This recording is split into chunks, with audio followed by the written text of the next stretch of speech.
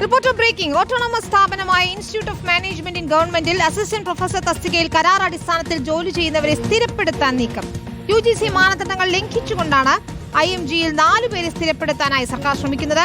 കരാർ ജീവനക്കാരെ സ്ഥിരപ്പെടുത്താനാകില്ലെന്ന സർക്കാർ ഉത്തരവ് തന്നെ ലംഘിച്ചുകൊണ്ടാണ് മന്ത്രിസഭാ യോഗത്തിൽ വെച്ച് ജീവനക്കാരെ സ്ഥിരപ്പെടുത്താനായി ശ്രമിക്കുന്നത്. അരുൺ സോളമനാണ് ചേരുന്നത്. അരുൺ, IMMGയിലും കരാർ ജീവനക്കാരെ സ്ഥിരപ്പെടുത്താൻ പോകുന്നു. UGC മാനദണ്ഡങ്ങളുണ്ട്, അതൊന്നും പാലിക്കാതെയാണോ നിലവിലെ നീക്കം? വിനീത, സർക്കാരിന്റെ കാലാവധി പൂർത്തിയാകുന്നതോട് തന്നെ പല വകുപ്പുകളിലും ഇത്തരത്തിലുള്ള കരാർ ജീവനക്കാരെ സ്ഥിരപ്പെടുത്തുന്നത് പതിവായി മാറിയിരിക്കുകയാണ്. ഇപ്പോൾ IMG പ്രത്യേകിച്ചും ഓട്ടോണമസ് സ്ഥാപനമാണ്.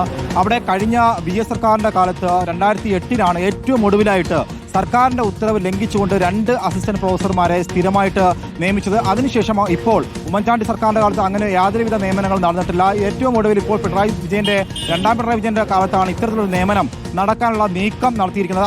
അതിനു വേണ്ടിയിട്ട് ഇപ്പോൾ മന്ത്രിസഭയുടെ യോഗങ്ങളിലൊക്കെയും ഇത് ചർച്ചയായിട്ടുണ്ട് എന്നുള്ളതാണ് നിലവിൽ അറിയാൻ സാധിച്ചത്. നിലവിൽ 4 പേരെ സ്ഥിരപ്പെടുത്താനുള്ള നീക്കമാണ്, സമ്മർദ്ദമാണ് ഉണ്ടായിരിക്കുന്നത്. അതിൽ ഡോക്ടർ രാഹുൽ, മുബഷീർ, അതുപോലെ തന്നെ നിനുമോൾ, ഗൗരി അടക്കമുള്ള 4 പേരെ അസിസ്റ്റന്റ് പ്രൊഫസർ തസ്തികയിൽ നിയമിക്കണമെന്നുള്ളൊരു ആവശ്യമാണ് ഇപ്പോൾ ഉണ്ടായിരിക്കുന്നത്. ഇതിൽ ഏറ്റവും പ്രധാനം 32 അധ്യാപകരുടെ ഒഴിവ് ഈ മേഖലയിൽ തന്നെ ഉണ്ട്. പക്ഷേ നിലവിൽ 4 പേർ മാത്രമാണ് സ്ഥിര ജീവനക്കാരായിട്ട് ഇവിടെ ജോലി ചെയ്യുന്നത്. ബാക്കി എല്ലാവരും തന്നെ കരാർ ജീവന അടിസ്ഥാനത്തിലാണ് നാളിതുവരെയും ജോലി ചെയ്തു വരുന്നത്. അതുകൊണ്ട് തന്നെ വലിയ സമ്മർദ്ദം സർക്കാരിന് മേലുണ്ടായിട്ടുണ്ട്. എന്തായാലും ഇറങ്ങിപ്പോകുന്ന പോക്കിൽ ഇത്തരത്തിലുള്ളൊരു നിയമനങ്ങൾ നടത്തുന്നതിന്റെ തിടുക്കത്തിലാണ് എന്തായാലും മന്ത്രിസഭാ യോഗത്തിലൊക്കെയും നടന്നിരിക്കുന്ന ചർച്ച. എന്തായാലും നേരത്തെ തന്നെ ഡിസംബറിൽ തന്നെ ഇത്തരത്തിലുള്ള സമ്മർദ്ദങ്ങൾ സർക്കാരിന്റെ ഭാഗത്തു നിന്ന് ഉണ്ടായിട്ടുണ്ടെന്നുള്ളതാണ് നിലവിൽ അറിയാൻ സാധിക്കുന്നത്. കാരണം ഇതിൽ 40,000 രൂപ മുതൽ 60,000 രൂപ വരെ സാലറി സ്കെയിലിൽ സാധാരണഗതിയിൽ UGC മാനദണ്ഡ പ്രകാരമാണ് ഇവരെ നിയമിക്കേണ്ടത്. പക്ഷേ UGC മാനദണ്ഡങ്ങളെ കാറ്റിൽ പറത്തിക്കൊണ്ട് ഇപ്പോൾ സർക്കാർ നേരിട്ട് ഒരു രാഷ്ട്രീയ നിയമനം പോലെ നടത്താനുള്ള നീക്കം